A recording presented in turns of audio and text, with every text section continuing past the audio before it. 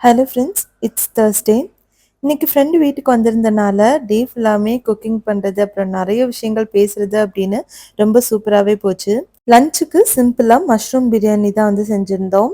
ரொம்ப நாளாவே இந்த பீனட் ஐஸ்கிரீம்ஸ் வந்து ட்ரை பண்ணோம் அப்படின்னு நான் நினச்சிட்டு இருந்தேன். ஸோ இன்னைக்கு வந்துட்டு ஓகே கொஞ்சம் பண்ணி பார்க்கலாமே அப்படின்னு சொல்லிட்டு தான் ட்ரை பண்ணிட்டு இருக்கேன். என்னோட பையனுக்கு வந்து இந்த நட்ஸ் அப்படின்னாலே ஓடி போயிடுவான். ஸோ சரி ஒரு சின்ன முயற்சி ட்ரை பண்ணி பார்ப்போம் அப்படின்னு சொல்லிட்டு தான் அது.